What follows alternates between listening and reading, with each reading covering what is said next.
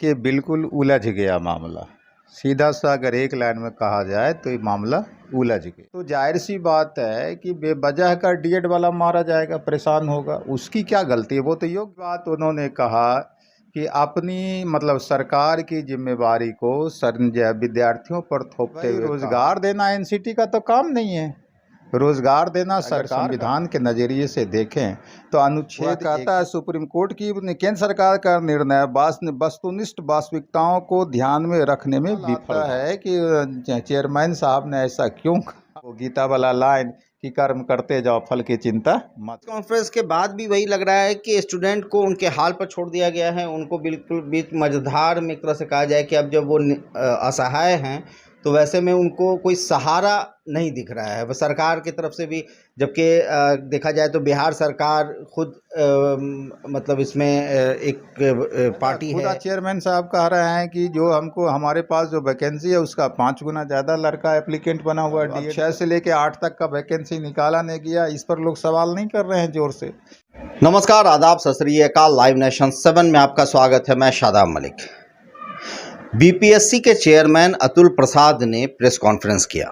ये press conference BPSC द्वारा ली जा रही शिक्षक बहाली को लेकर किया गया था, जिसमें के संशय बना था कि बीएड के अभ्यर्थी सुप्रीम कोर्ट के फैसले के बाद क्या करेंगे, क्या उन्हें परीक्षा देने की परमिशन मिलेगी, क्या उनकी योग्यता बहाल होगी।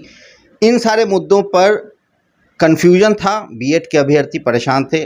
अब प्रेस कॉन्फ्रेंस हो चुका है तो क्या लगता है कि बीएड के जो अभ्यर्थी थे उनका कन्फ्यूजन समाप्त हो गया या बढ़ गया? दूसरी तरफ डीएड के जो अभ्यर्थी हैं, क्या उनकी परेशानी अब और ज़्यादा नहीं बढ़ेगी? कई तरह की चीज़ें हैं जो अतुल प्रसाद ने कह ज़रूर दी, मगर उससे देखा जाए तो कोई भी स्थिति साफ होती हुई नज़र नहीं आ रही है। हम इस मुद्दे पर चर्चा करेंगे। हमारे साथ मौजूद हैं समीर सर, और समीर सर इस पर पूरी बातों पर समीक्षा करेंगे, क्योंकि वो लगातार आपके सामने सारी जो कानूनी पेचीदगी है, संविधान के दायरे में क्या कुछ हो सकता है, उन सारी पहलुओं पर हम बात करेंगे। सर, लाइव नेशन 7 में आपका स्वागत है। धन्यवाद सर। ये जो प्रेस कॉन्फ्रेंस किया गया अतुल प्रसाद जी के द्वारा, इससे क्या लगता है सर कि स्थिति में कोई बदलाव आया या फिर स्थिति और ज़्यादा भयावह हो गई, या कहें कि कह दिया गया है कि भांवर में फंसी हुई कश्ती है, उस पर और लोगों को चढ़ा दिया जाए? कुछ अजीब सी स्थिति नहीं लग रही है? देखिए, बिल्कुल उलझ गया मामला। सीधा सा अगर एक लाइन में कहा जाए तो ये मामला उलझ गया। हाँ, बिल्कुल। इसमें बीएड वाले तो उलझेंगे ही साथ डीएड वाले भी बेकार के, जिनका कि कहीं कोई इस विवाद से मतलब कि योग्यता के सवाल पर उनके संबंध में कोई विवाद नहीं है, वो बेचारा भी बेकार का घसटा जाएगा। जैसा कि एक दिन पहले हम लोग आपस में चर्चा कर रहे थे कि अगर जो है ये मामला जो है एग्ज़ाम होता है तो ये मामला कोर्ट में जाएगा तो लंबे समय तक हो सकता है कि सुनवाई हो, फैसला आने में देरी हो, और जब तक फैसला नहीं आएगा तब तक जो है सो रिजल्ट प्रकाशित हो नहीं सकता। तो जाहिर सी बात है कि बेवजह का डीएड वाला मारा जाएगा, परेशान होगा, उसकी क्या गलती है? वो तो योग्य है, वो तो योग्य घोषित है सुप्रीम कोर्ट से और एनसीटी से पहले से ही। लेकिन अब ये बीएड वाले के चलते वो बेचारे बिल्कुल फंस जाएंगे। रही बात कि आज का जो चेयरमैन साहब का प्रेस कॉन्फ्रेंस हुआ, उसमें मोटे तौर पर अगर देखा जाए तो 3-4 बात सामने आता है। पहली बात तो यह है कि उन्होंने कहा है कि भाई पहली बार हम इस तरह का एग्ज़ाम लेने जा रहे हैं, तो और एग्ज़ाम में कैसा क्वेश्चन रहेगा नहीं रहेगा, इसके लिए पहले से कोई मॉडल क्वेश्चन मार्केट में हम नहीं दे सके हैं, या कोई प्रीवियस ईयर का क्वेश्चन नहीं है जिसको देख करके लड़के तैयारी करें, इसलिए जो है हम नेगेटिव मार्किंग ख़त्म कर देते हैं। पहला बात उन्होंने ये कहा। दूसरा, उन्होंने कहा कि बीएड वाले जो लड़के शामिल होंगे इस एग्ज़ाम में, उनका अटेम्प्ट काउंट नहीं माना जाएगा। ऐसे 3 बार जो है सो लोगों को है लिमिटेशन कि 3 बार वो परीक्षा दे सकता है। तो भाई परीक्षा में आपका रिजल्ट निकले ना निकले, उन्होंने कहा कि भाई आपका काउंट हम नहीं करेंगे। तीसरी बात उन्होंने कहा कि अपनी मतलब सरकार की जिम्मेवारी को विद्यार्थियों पर थोपते हुए कहा कि आप लोग रिव्यू पिटीशन का ट्राई करिए, है ना। तो रिव्यू पिटीशन का ट्राई करिए, ये 3 मूल बात उन्होंने कहा।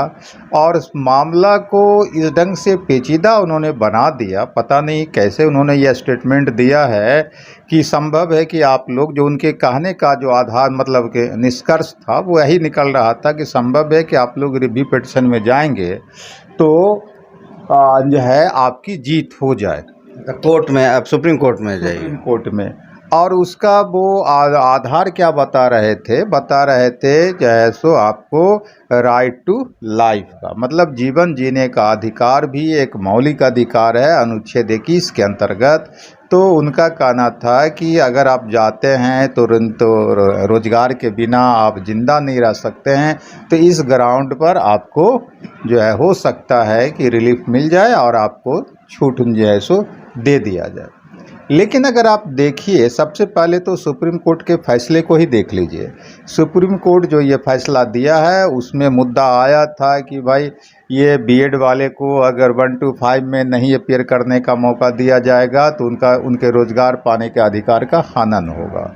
उस पर सुप्रीम कोर्ट ने साफ कहा था कि भाई रोज़गार देना एनसीटी का तो काम नहीं है, रोज़गार देना सरकार का काम है।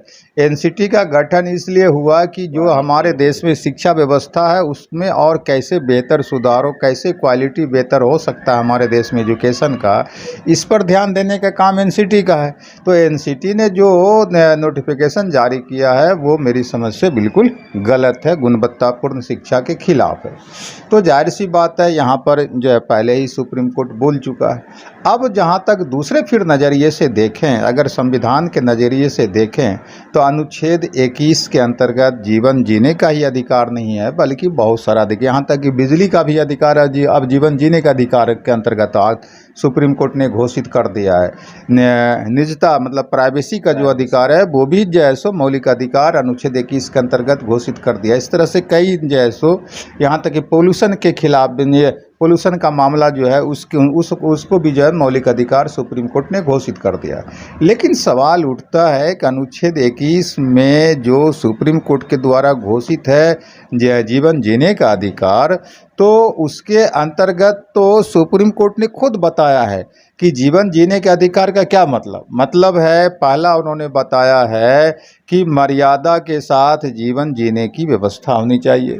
मतलब क्या है कि अगर हम जिंदा मात्र हम जैसो हैं, इससे हमारा जैसो काम नहीं चलेगा, बल्कि एक सम्मानित ज़िंदगी कैसे जिएंगे ये हमारा जीवन जीने के अधिकार के अंतर्गत होगा।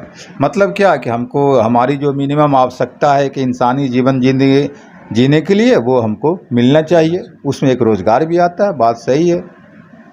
लेकिन फिर आगे जो है सुप्रीम कोर्ट कहता है 14 साल तक के बच्चों को शिक्षा पाने का भी अधिकार एक मर्यादा के साथ जीवन जीने का अधिकार है। और ये जो है फैसला सुप्रीम कोर्ट ने 1993 में ही दे दिया है। जेपी उन्नी कृष्णन वर्सेज आंध्र प्रदेश सरकार का एक केस था सुप्रीम कोर्ट में। सुप्रीम कोर्ट ने 1993 में इस केस में फैसला देते हुए कहा कि 14 साल तक के बच्चे को प्राथमिक शिक्षा पाने का अधिकार भी जीवन जीने का अधिकार है और मर्यादा के साथ जीवन जीने का अधिकार है। तो सवाल है यहाँ पर तो दोनों कंट्राडिक्टी हो गया। अगर आप मर्यादा के साथ जीवन जीने का अधिकार रोजगार से जोड़ते हैं तो उस बच्चा को भी जो 14 साल तक का है उसको भी तो एक गुणवत्तापूर्ण शिक्षा पाने का अधिकार जो है सो घोषित हो चुका है। दूसरी बात यह है कि अगर देखिए सुप्रीम कोर्ट का जो फैसला है उस फैसले में 2-3 लाइन बहुत ही महत्वपूर्ण है, वो देखिए हम पढ़ के बता रहे हैं। वो सुप्रीम कोर्ट कहता है एक अच्छा शिक्षक किसी स्कूल में गुणवत्तापूर्ण शिक्षा का पहला आश्वासन होता है। मतलब क्या कि क्वालिटी जो एजुकेशन होगा उसका पहला शर्त है कि टीचर योग्यताधारी हो, पहला शर्त है। और दूसरा है वो आगे फिर वो कहता है शिक्षकों की योग्यता पर किसी भी समझौते का मतलब अनिवार्य रूप से शिक्षा की गुणवत्तापूर्ण समझौता होगा। मतलब क्या कि अगर टीचर की योग्यता से हम समझौता कर लेते हैं तो मतलब है शिक्षा की गुणवत्ता से भी हम समझौता कर रहे हैं, ये सुप्रीम कोर्ट ने साफ कर दिया। तो उसके बाद फिर कहता है कि केंद्र, फिर सुप्रीम कोर्ट कहता है कि केंद्र सरकार ने जो डायरेक्शन दिया एनसीटी को कि आप बीएड वाले को भी जो है प्राइमरी टीचर बनने के लायक घोषित कर दीजिए, और एनसीटी ने घोषित किया, तो सुप्रीम कोर्ट कहता है कि भारत सरकार का जो यह जो है सो डायरेक्शन था सुप्रीम कोर्ट को, वह जो है वास्तविकता से दूर था। वह कहता है सुप्रीम कोर्ट की केंद्र सरकार का निर्णय वस्तुनिष्ठ वास्तविकताओं को ध्यान में रखने में विफल रहा, साफ कहता है। इसका मतलब है कि गुणवत्तापूर्ण एजुकेशन जो है, जो मौलिक अधिकार के अंतर्गत हमारे लिए आता है, हमारे बच्चों के लिए, वह जो अधिकार है वह भी जो है जीवन जीने के अधिकार के अंतर्गत ही है। तो इसलिए यह शर्त लागू वहाँ भी नहीं हो पाएगा। दूसरी बात है कि अगर हम जीवन जीने के अधिकार को मौलिक अधिकार मानते हुए रोजगार से उसको कनेक्ट कर दें कि हम जिंदा तभी रहेंगे जब हमको मर्यादा या सम्मानित रोजगार मिल जाए या मिनिमम हमारी आवश्यकता पूरी हो जाए, तो सवाल है कि अनुच्छेद 21 को तो आपको जोड़ के पढ़ना होगा अनुच्छेद 19 के साथ, अनुच्छेद 22 के साथ और अनुच्छेद 32 के साथ। अनुच्छेद 19 क्या कहता है? स्वतंत्रता का अधिकार देता है, वाक स्वतंत्रता का, और वाक स्वतंत्रता के अंतर्गत जो छठा अधिकार, वाक स्वतंत्रता के अंतर्गत 6 अधिकार है, उसमें से जो छठा अधिकार है वह कहता है कोई भी रोजगार करने का, कोई भी पेशा अपनाने का, कोई भी जैसो कारोबार करने का, ये अधिकार देता है। लेकिन फिर वहाँ पर मौलिक उस संविधान में ही उस पर जो है सो आपको रिस्ट्रिक्शन लगा दिया गया है, प्रतिबंध का शर्त लगा दिया है कि आपको वही रोजगार, वही पेशा अपनाने का अधिकार मिल सकता है मौलिक अधिकार के रूप में जो रोजगार या पेशा अपनाने के लायक आपकी योग्यता हो या सार्वजनिक जो है सो व्यवस्था पर कोई खतरा ना हो। इसको हम लोग ऐसे समझें कि अगर हम मान लीजिए कि संविधान बच्चे को पढ़ाते हैं या इतिहास पढ़ाते हैं, खास करके सिविल सर्विस के लड़के को, तो हम चले जाएं मान लीजिए कि मेडिकल के स्टूडेंट को पढ़ाने के लिए, तो कहने के लिए तो हम भी मान लीजिए टीचर हैं, लेकिन क्या मेडिकल साइंस वाले को हम पढ़ा सकते हैं? क्योंकि इसलिए नहीं पढ़ा सकते कि मेडिकल साइंस की हमारे पास डिग्री नहीं है। या हम चले जाएं किसी का इलाज करने के लिए, तो हम इलाज कैसे कर सकते हैं? क्योंकि हमारे पास एमबीबीएस या मेडिकल की कोई दूसरी ऐसी डिग्री नहीं है जो वैलिड हो। तो सवाल ये उठता है कि रोज़गार आप कर सकते हैं, लेकिन उसी दिन जैसे रोजगार को न कर सकते हैं या उसी पेशा को अपना सकते हैं जिस पेशा के लायक आपकी योग्यता होनी चाहिए। तो सर, ये प्रेस कॉन्फ्रेंस जो किया गया, इसमें आपको क्या लग रहा है सर कि ये प्रेस कॉन्फ्रेंस क्या मतलब सफल प्रेस कॉन्फ्रेंस कहा जाएगा, जिसके बाद नहीं, देखिए एक लाइन हम जो पहले बोल रहे थे उसको बोल के तब इस मुद्दे पर आते हैं। तो सुप्रीम कोर्ट ने इस फैसले में क्या कहा कि बीएड वाले कहीं से भी प्राथमिक शिक्षक बनने की योग्यता नहीं रखते। तो योग्यता जब आपकी नहीं है तब जीवन जीने के अधिकार से उसको कैसे आप कनेक्ट कर सकते हैं? सुप्रीम कोर्ट अतुल प्रसाद ने कहा, जो कि अतुल प्रसाद ने कहा। तो बीएड वाले को जब नहीं माना सुप्रीम कोर्ट ने योग्य कि वो प्राथमिक शिक्षक बन सकता है, तो कहा कि भाई बीएड वाले का अलग ट्रेनिंग का नेचर होता है, डीएड वाले का अलग ट्रेनिंग का नेचर होता है। डीएड वाला बच्चों के नेचर के मुताबिक ट्रेनिंग लेता है, जबकि बीएड वाला माध्यमिक और उच्च माध्यमिक शिक्षा के लिए ट्रेनिंग लेता है। दोनों के ट्रेनिंग का आधार अलग अलग है, इसलिए बीएड वाला योग्य नहीं माना जाएगा।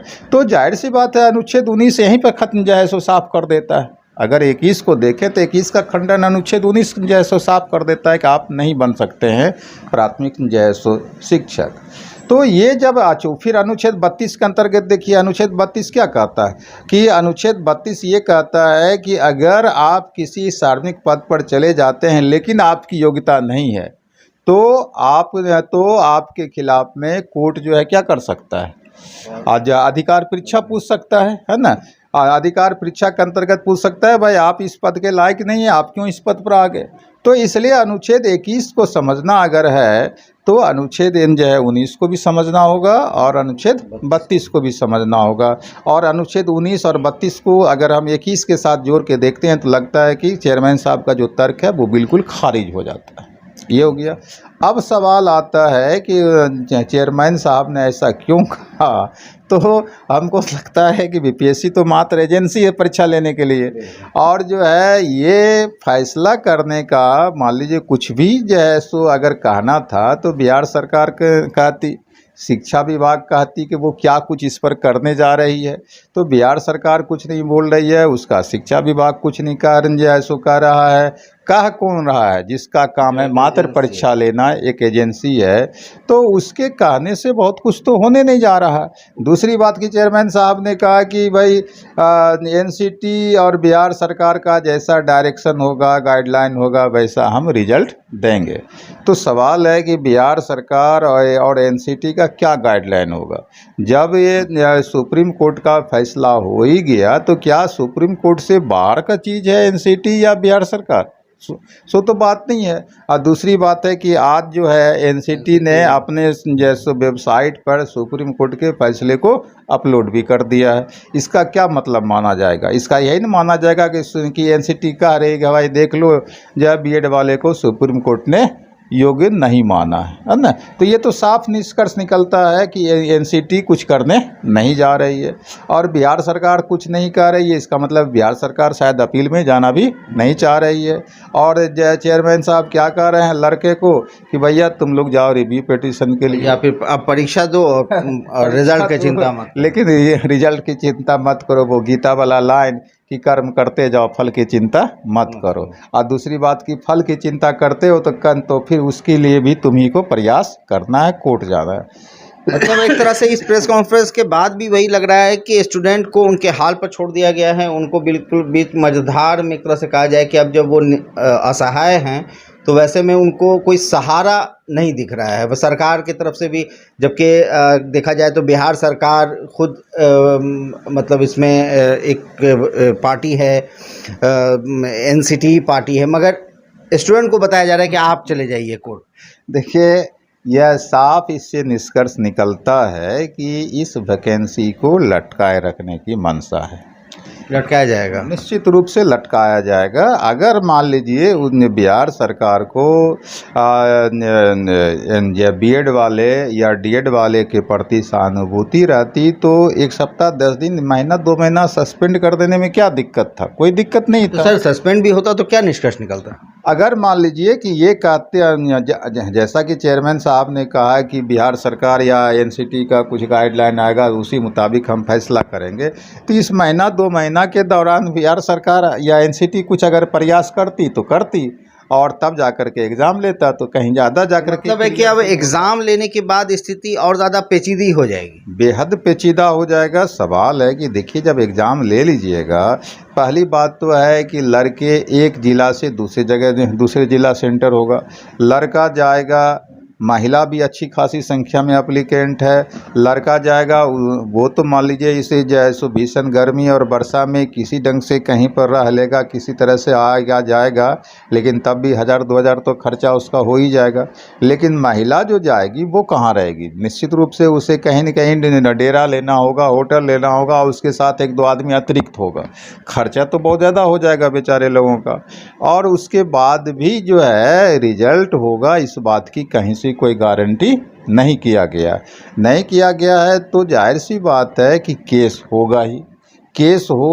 और जैसा कि कल भी हम बोल रहे थे कि 99.9% मान के चलिए कि बीएड वाले को प्राथमिक शिक्षक नहीं जैसो बनने दिया जाएगा। सुप्रीम कोर्ट का जो फैसला है इस तरह का फैसला है सुप्रीम कोर्ट का कि कोई भी तर्क वहाँ पर नहीं चल पाएगा। सुप्रीम कोर्ट में अगर पुनर्विचार याचिका होता भी है तब भी तो बिल्कुल निराशा होगा और ये लंबा चल जाएगा। नतीजा है क्या कि 1-2 साल। तो मतलब कहने का कि उस हिसाब से अगर देखा जाए तो ये परीक्षा एक तरह से एक मजाक बनने की स्थिति में पहुंच गया है। अगर देखिए जो हालात हैं, दरअसल ये शासक वर्ग जो होता है वो बहुत तेज होता है, बहुत ही जो है सो दिमागी रूप से चालू चीज़ होता है।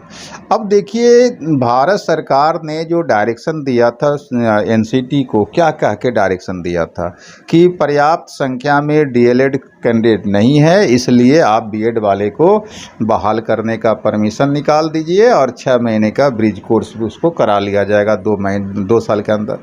लेकिन बिहार ही नहीं, भारत के किसी भी राज्य में जो भी बीएड वाले बहाल हुए हैं 18 से लेकर के अब तक, उनका किसी भी राज्य में कोई ब्रिज कोर्स नहीं कराया गया। तो जिनका 2 साल सर्विस हो गया होगा तब तो वो ऐसे ही आयोग हो गए। अगर कोई कोर्ट चला जाए तो निश्चित रूप से वो आयोग हो जाएगा। भाई ब्रिज कोर्स नहीं किया, तुमको 2 महीने के अंदर उसमें है अनिवार्य रूप से करने की बात लिखा हुआ है, ये नहीं कि करा लेना है। कहता अनिवार्य रूप से 2 साल के अंदर आपको ब्रिज कोर्स करा लेना होगा। किसी राज्य सरकार ने नहीं कराया।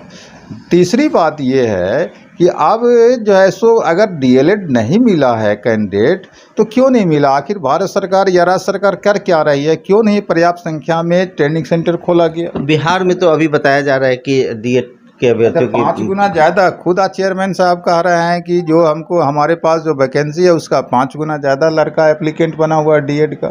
तो डीएड का बना हुआ है तो कोई तर्क तो सुप्रीम कोर्ट में नहीं चलने जा रहा है कि भाई कैंडिडेट नहीं है। तो इसलिए ये जो है वैकेंसी पूरे तौर पर लटकेगा और ये डीएड और बीएड के कैंडिडेट के बीच में लड़ाने का योजना है, साफ माना जाएगा।